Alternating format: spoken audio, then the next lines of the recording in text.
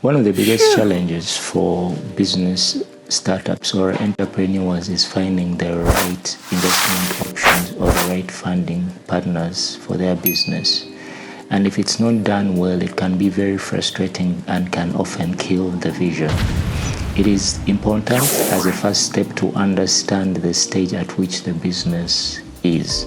For example, it is very irreconcilable to think about private equity at ideation, where there is no validation, there is no profitability or scalability, because private equity is often looking to profitability and making a buck for their investment.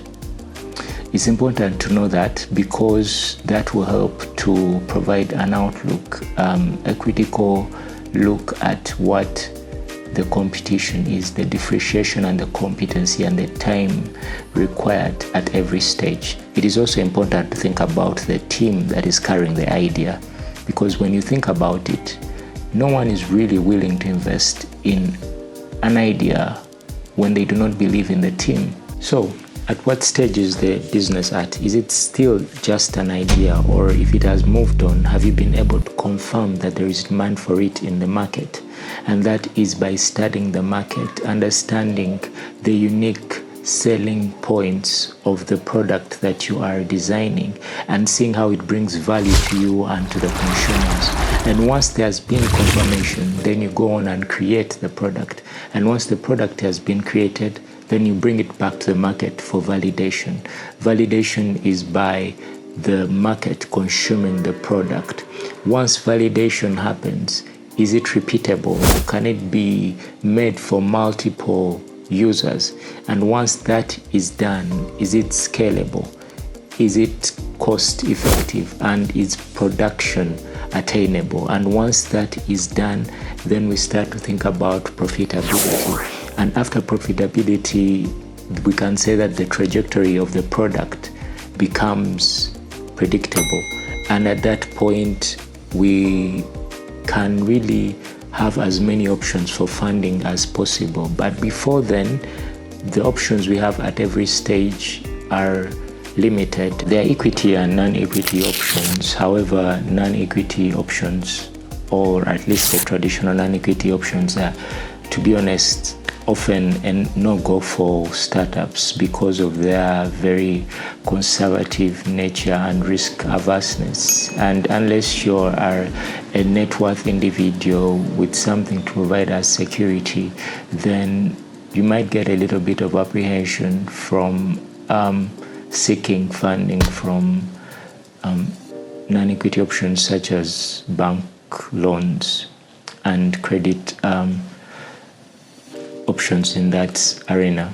Equity options are the best choice for startups, and but they require a little bit more scrutiny and reading the blueprint to make sure you know exactly what you're buying into and what you're agreeing into, because hostile takeovers and buyouts have become a thing that is often too common. So, and which we find that in startup businesses, the ideas are usually very close to the founder's heart, and so it is important to make the right decisions, because often the choice is giving up control for funding.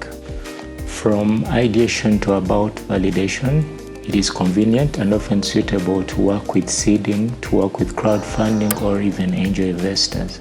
Angel investors are usually serial entrepreneurs who have a knack for investing in products such as yours in the field in which you are playing, and they usually do it for a stake, and they're willing to walk the journey with you. And having the right angel investors as part of your team actually plays into the benefit of the startup's life later on, especially when it comes to things like venture capitalists and private equity, because they are always looking for people with whom they can have confidence, people they know can carry an idea to proper execution. From the late stages of validation, and then close to the onset of profitability, it is suitable to rely on venture capitalists. Venture capitalists, however, are interested in what sets you apart. They are interested in a team that is competent. And remember the angel investors that we talked about earlier, who have a proven track record, and this is where they come into play, trying to bring venture capitalists on board. It takes a little bit of effort, and a little bit of effort is required to look into the right venture capitalists, to look into their investment criteria, look into the stage of investment that they are usually interested in, look into their portfolio. It's even wiser to find your competition, see the venture capitalists that they have, and ignore those altogether. Chances are they are not willing to drop those competitors for you, and they might just take the information from you and give it to your competition. Look into their funding life cycle, because going to a venture capitalist when they are not really investing in the moment might just make it frustrating and drag the process on with no avail. Look into the geography of where they are and whether they are willing to cross borders or not.